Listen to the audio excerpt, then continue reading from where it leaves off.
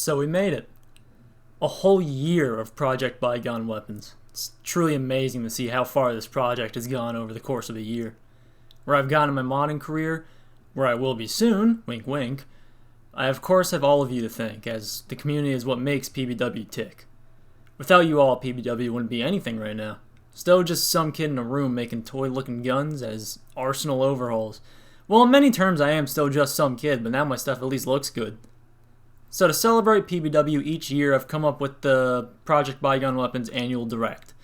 This will be a yearly event where you'll get progress updates, hear about plans, and get new Project Bygone Weapons announcements, such as the one at the end of this Direct. As for progress updates, there's not much to report. You've been seeing the progress in the form of the standalone weapons, though I will shed some light on Bygone Weapons' sister projects. Another Project Bygone Weapons is a joint project between Bygone Weapons and Another Millennia. The plan is to backport all of the weapons into New Vegas using alternate furniture sets within the Fallout 4 mods. Another Project Bygone Weapons will be canon to the lore of Bygone Weapons, since these weapons will be productions of the Mojave/Capital Wasteland branches of Palmetto Ballistics and Weaponry. In another Project Bygone Weapons, you will even be able to uncover the mystery of why the locations are in ruin and are only manned by the remaining robot staff.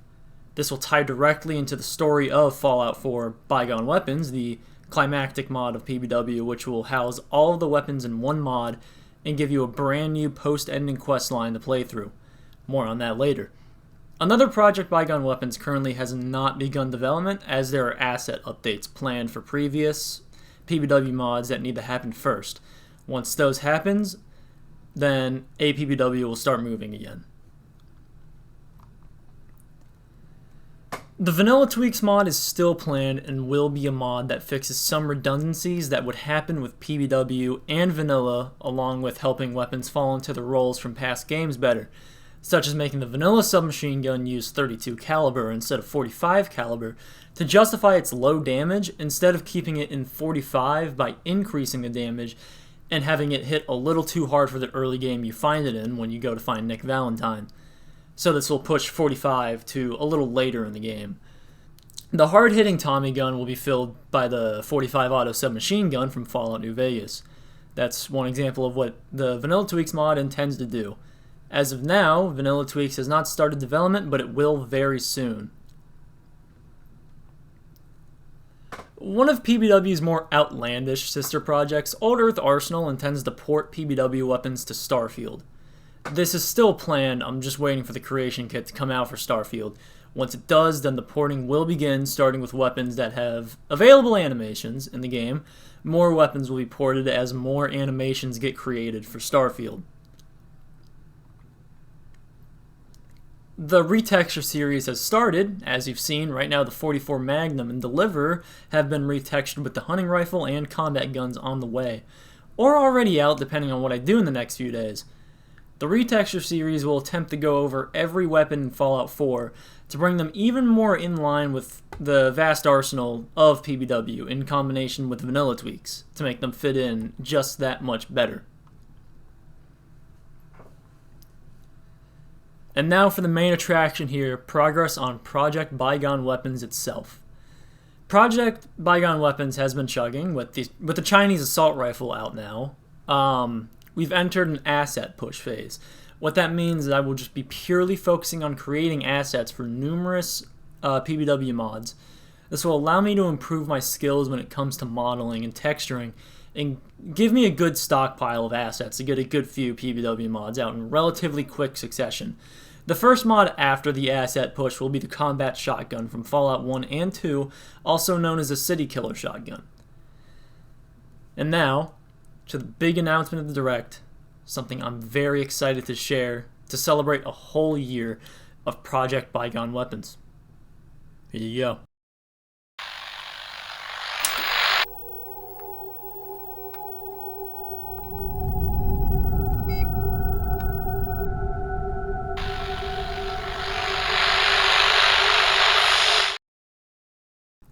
So there it is. Bygone Weapons has started development. This will be in the form of adding the weapons into the plugin and doing the level design. Writing will also begin for the questline, and voice actors will begin to be recruited along with general team members to help work on the mod, so I can still work on doing the core part of the mod, which is the weapons. Fallout 4 Bygone Weapons is the planned climax mod for the entire project. This is what all the standalone weapon releases will lead to, and what any mods related to PBW afterwards will be dependent on. Bygone Weapons will include a questline you can start after you beat the main questline of Fallout 4. The main point of Bygone Weapons, however, is to act as a weapon overhaul. Think like the recently released Wars, but not as in-depth as Wars. The plan right now is pretty simple. After all the weapons are implemented, a condition and ammo subtype system will be implemented into Bygone Weapons and applied to all of the weapons. Weapons will even be rebalanced to fill the roles they had in earlier games down to their condition too, so they'll be a little differently balanced in the standalone releases. And you'll of course have your anti-material rifle with explosive rounds, don't you worry about that. I'd like to go over some miscellaneous features that'll be included in Bygone Weapons. Weapon and ammo crafting will be a feature in Bygone Weapons. You'll have all ammo available to craft throughout the get-go, but the weapon recipes you will unlock throughout the main questline of Bygone Weapons. Ammo crafting will be a simplified version of New Vegas' ammo crafting. Think like a blend of New Vegas' and 76's. Nice and simple.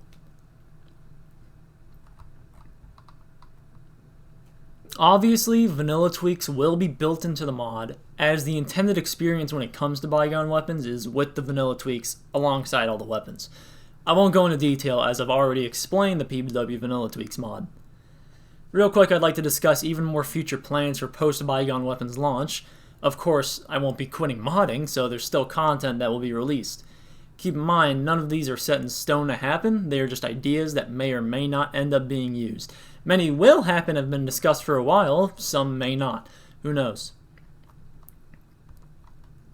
The Classic Uniques module will do what it says. Add in Classic Uniques. One rule I've kept with current PBW is no uniques from earlier games. This is a decision made since there is an overarching story for Bygone Weapons that heavily ties into Fallout 3 and Fallout New Vegas. So it wouldn't make sense in the continuity made by Bygone Weapons to say Maria to appear in the Commonwealth. The Classic Uniques module will embrace the lore-breaking aspect of this and add in all the Classic Uniques for you to collect through a system similar to the legendary weapon gambling in Fallout 76. You'll be able to obtain legendary script, which you'll bring to a machine you can build in your settlements to craft a mystery weapon canister. This will give you an equal random chance to get any of the Classic Uniques. In case you get duplicates, you can exchange Classic Uniques for more legendary script. Or you and Sally Allcake over there can both be running around with missile launchers if you really want to. The customization module is what you saw experimented with in the Chinese assault rifle mod, weapon skins. The customization module will add finishes for all the weapons, so you can strut around the Commonwealth with a shiny, snazzy looking R91, flexing on all of these peasants with their boring, unpainted weapons. The Classic Chems module is a bit more of an oddball add-on. This will be adding in the chems from Fallout 3 and Fallout New Vegas, and tweaking vanilla chems to be like their 3 and New Vegas counterparts. Pretty simple there, not much to say about it. That's everything for the first PBW Annual Direct. There wasn't much this year, but I can assure you that over the next year, there will be so much to talk about. Thank you all for tuning in, and I'm super thankful for how far PBW has gotten thanks to you guys.